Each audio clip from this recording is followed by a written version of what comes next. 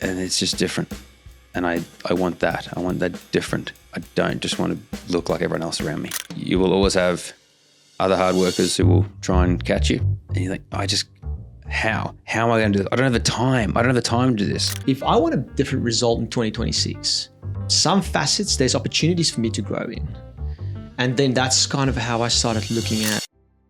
We were just having a conversation off camera, and I thought, well, no, let's just turn the cameras on and the mic on. I think it's very valid and very timely. So we were just kind of talking about like our own personal side of things and how do we kind of set up 2026? How do we go into 2026? And one thing I really love is the clean cut in the sand between 2025 and 2026, like a clean cut in the year, because it kind of gives me that, and this is for everybody, it's setting new year resolutions and so on. But for me, more so, it was like, okay, cool, if I look at myself and how can I be maybe a better Andre this year, or better like develop myself so that it can flow into my family's life, into the business, into Bizvideo and Inspired Builders podcast, the team and everyone.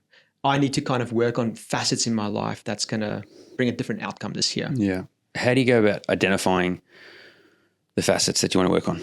How do you know, that's something I really want to work on? I mean, for some people, maybe it's obvious. For some people, they would sit down and they wouldn't even know where to start. Yeah. How do you begin to assess that?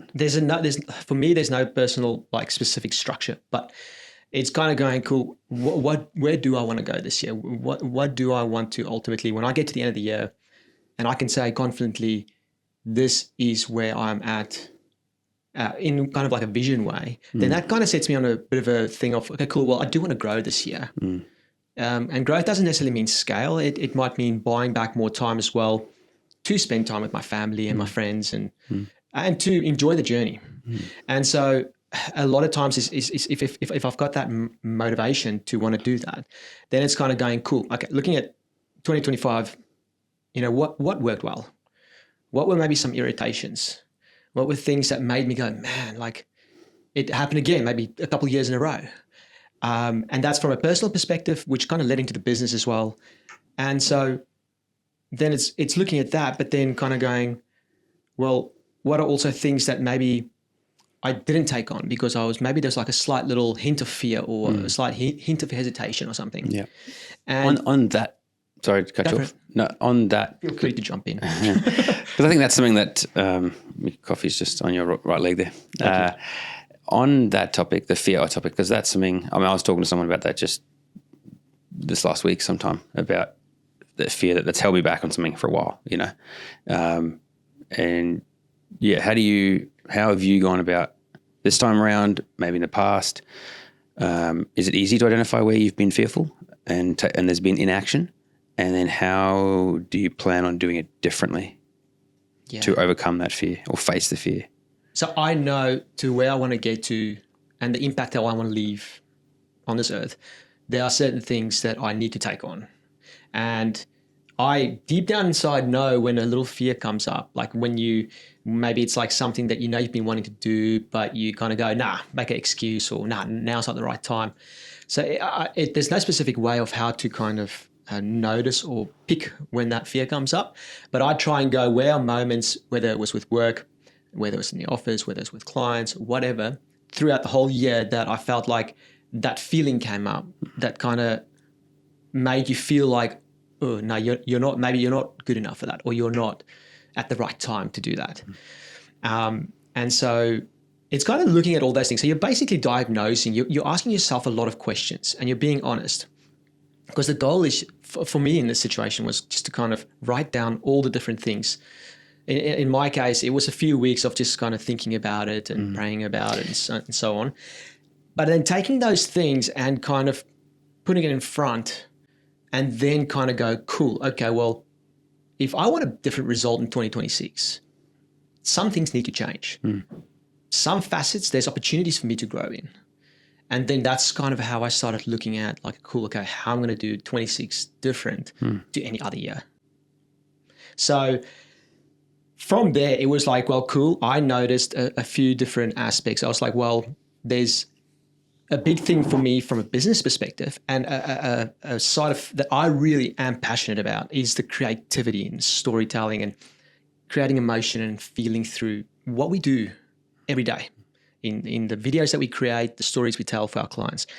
And I realized for us to keep innovating and for us to keep growing with that, I needed to get more in a state of creativity where I feel like, well, where you just get in that sense where you're just so inspired.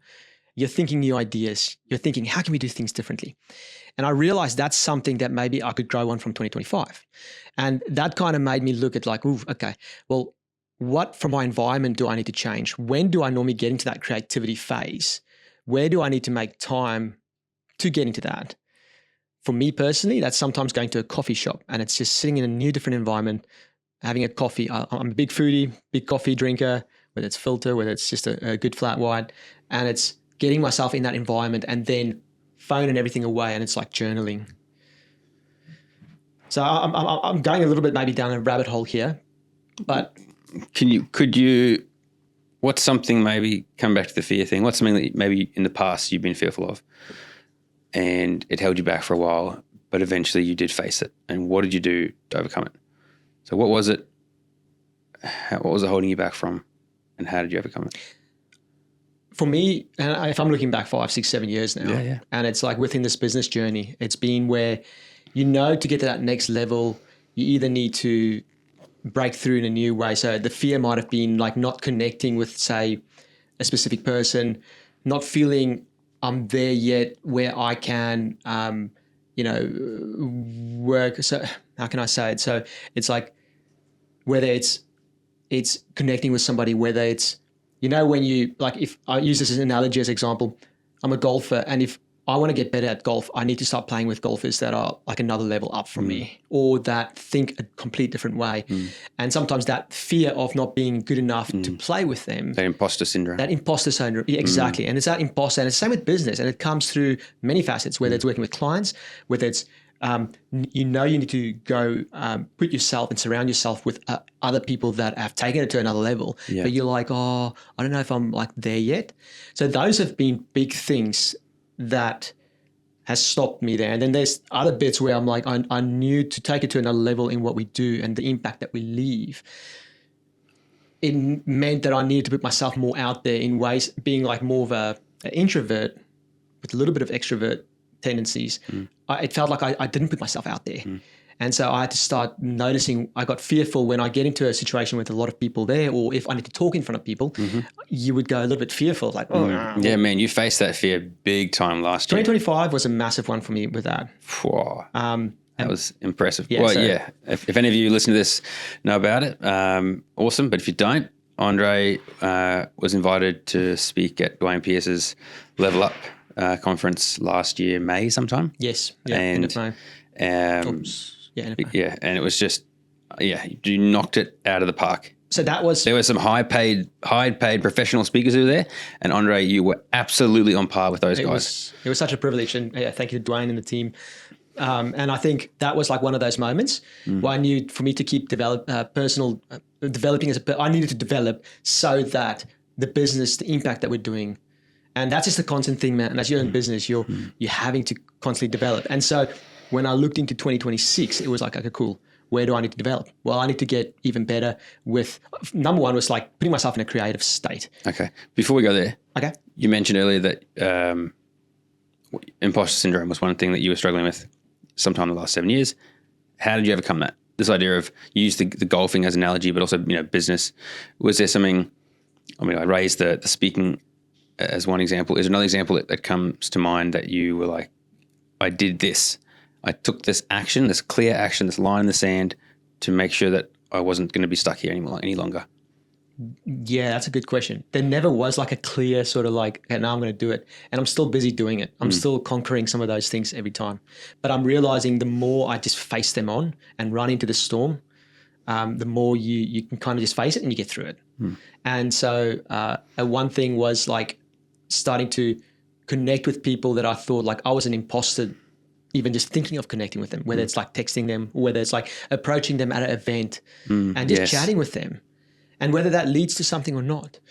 And I think slowly but surely there must have been a moment a few years ago where I was like, okay, I've got to start doing this. Like if I want to get to this place, I need to start slowly but surely just knocking one at a time, knocking them over. And then you start building that I felt like I'm building the confidence and I'm still doing it. That's awesome. I find for a lot of you, I definitely know because I know you and you have a huge heart to help people. But I find a lot of the people we interact with, the builders that we attract and the ones that we work with and work really well with have a similar heart. They really want to help people and they're genuine. Yeah. And I just find that you need to start, like, let's say, for example, you're reaching out to some big players in business or in whatever, interact with them, you know what I mean? And learn from them. And that's how that idea of, how you do one thing is how you do everything kind of plays into it, I feel. Because if you have the confidence to reach up to these people and learn from them, reach out to them and see how they interact with you, that's how you're going to learn when it comes to you teaching someone, helping the next person and putting a hand out to help them up when they come and approach you. You know what I mean? I know, like Carly, your sister, my wife, you know, a big goal of hers leaving school was she just wanted to be able to help people. And she had done no sciences at school at all. And she got to the end, she's like, how do I feel that I could be most effective? Well, I think if I could become a doctor, I could be really effective and I can go travel the world and work on mercy ships and stuff like that. And so she's like, all right, well then I need to go and study medicine, you know, but she couldn't jump into straight away. She didn't have the qualification to get in. And so she went hard on undergrad, but again, put herself around the smart people in the class. She had to because she wasn't going to be able to do it alone. Got a tutor from someone who was a year or two ahead of her, who was like topping the class, invested in herself to pay them to tutor her. And then, got in but still, you know, she's constantly trying to shadow and be around the biggest and best and brightest in her arena. I like that. And it's kind of like, it seems like she's got that attitude now where it's like she's ingrained as a little bit of a habit. Like, I've got to keep doing that. I've got to keep, especially in that world that she's in, like it's in that world, it is so hard. You know, everyone's like, ask the questions. There's others in the room that are thinking that too. The environment that she is in is I would say one of the hardest to be in because you have some amazing consultants and you have some people who think a lot of themselves. Yes. And you can easily get absolutely berated and stripped publicly by asking a silly question, which I think is a horrendous environment. But she constantly puts herself in a position to learn. And she sees the fruit of that in terms of opportunities that come her way and the feedback she gets from those. So that's cool. We went a bit off topic there, but I think just kind of coming back to, you know, when I started diagnosing, just looking at the last couple of years and spotting where's the opportunity, where are facets that I need to grow, that doesn't come naturally to me. And it was like, okay, cool. Well, who is the person? It's not the how. Don't figure out the how. It's like, who is the person or place or business that I need to approach that can help me on that journey? That concept of who, I think, is so important. And you've probably found this. I'm keen to hear your thoughts on it. I've found this. Consistently as you grow, you have this new awareness of like, oh, how did I not see that? Yeah. Why did I not talk to them last time I had a chance? All right, I need to get in contact with them. They're the who, you know, and it just, as you grow, there's who, you know, and you can so easily get stuck with the what. And you're like, how am I going to do this? I don't have the time. I don't have the time to do this. Who can do that with you, for you? That's right. So, but what's an example of a who for you last year maybe, or the past? And then is there a who you have in mind this year? So I've already booked out the year in like a couple different conferences. Oh yeah. And one is like, actually, and then I've done another online course as well that I'm busy doing at the moment around communication, to even better communication, because I feel like it's not necessarily been something that's natural to me, but I know there's opportunity to grow there. And so I've kind of looked at like, who's the person that will be correctly falling into where I need help, where I need to go. And then, and then I've got other things as well booked out through the year that kind of helps with those things. I think it's so important to have those things booked in. Yeah, because I'm now invested and like. Yeah, but you're invested. It's in the calendar. You've already taken action, but it's always easy to take action for your future self where like maybe today I don't have to do anything right now, but I can take action for that in the future, and it's done. Oh, and therefore you know that there's momentum that can come from that. So, and those, I mean, maybe I'm putting words in your mouth, but at conferences, I've always found there's the who on stage, there's the who that you meet at the events, and then there's the new who in yourself because of what you learn, and that's like Andre 3.0. That can often come out of that if you go there with an open mind to learn and grow. That's right, because it's not just learning from these experts, but it's also like, who do I need to associate myself with more this year, and partner with in a way that you kind of like an iron sharpens iron. There'll be good synergy there, and so that's still something that I'm working out. Like, what does that who look like? But part of this whole process that's been very like satisfying is that the more I've gotten clear on what are the facets that I want to grow this year, the more I know of what are the things I'm not going to spend time on. That's that really good. I'm clearing out. Yeah. So sometimes people get into a new year, they set a new resolution or new goals, and they just set new goals and more goals. And they add to existing. And one thing I've just realized is as well, and from the education I've been doing over the holidays, is that sometimes you got to eliminate things. I wonder, I've never come across anyone. I mean, we've talked about the topic of, what do you need to delete? That idea of start, delegate, delete. But I'm yet to come across anyone who is their entire New Year's resolution was just deleting this, this, and this, and then seeing the fruit from that. But that'd be an interesting conversation to have with someone. But yeah, definitely. Is there something that you can share with us in terms of what you're looking to remove in order to make space for something else? Well, a big thing for me that I've realized is that it's like, what is stealing my time? What is distracting me for me to get to that next stage? Like, if I'm going to make 2026 different, things need to look a little bit different. So if there's a person I haven't approached, or a conference or an educational thing that I can really go to help me develop more.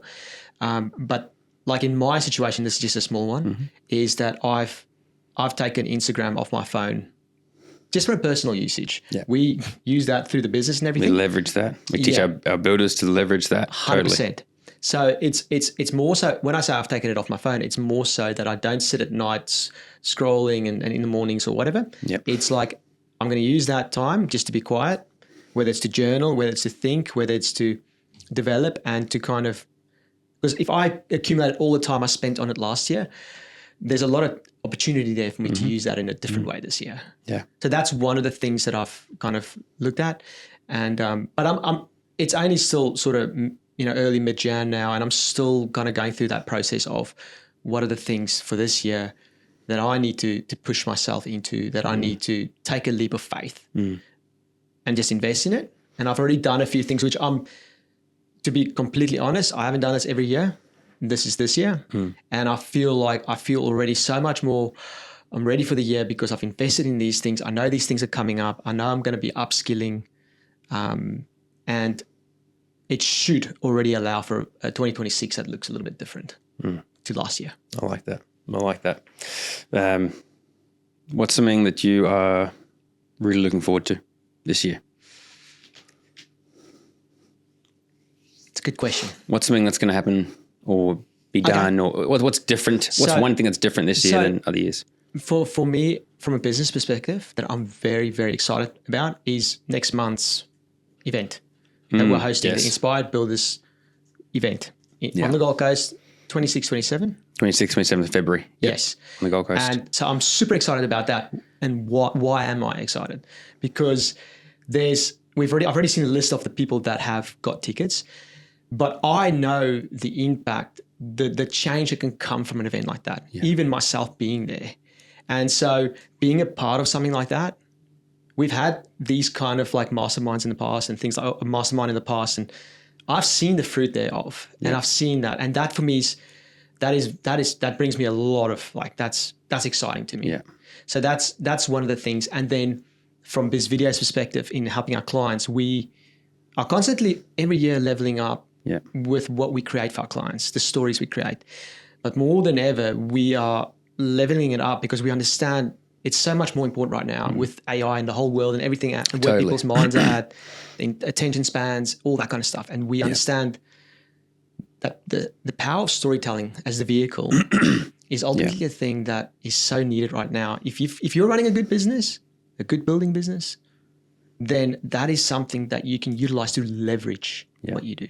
Yeah, I think that's a big driver for us. And I've seen the whole team constantly be working on this in terms of iterations and evolutions of themselves personally, but also their role in the business as a whole on the Bizvideo side, to make sure that our builders are always differentiated from those in their arena. And it was really good. I mean, it's consistent feedback we get, but it was really great to hear it just yesterday. A builder that I had a chat with, he's going to be coming on board, and he was like, yeah, man, I've been following you guys for a while. I've been looking at other people that say that they provide the same sort of service as you guys, and I've looked at your builders, and it's just different. And I want that. I want that different. I don't just want to look like everyone else around me. It's like, good. Well, we want to keep hearing that feedback, and we're going to keep working hard to make sure you stay ahead. Exactly. Because you will always have other hard workers who will try and catch you, but you just got to keep pushing, keep staying ahead. Yeah, that's so cool to hear. Yeah, that's awesome. Thank you very much for sharing that. I appreciate. I know this episode was a bit impromptu, and thank you for making time. Just taking the conversation off camera onto camera. But yeah, thank you very much for sharing. Thank you, JP.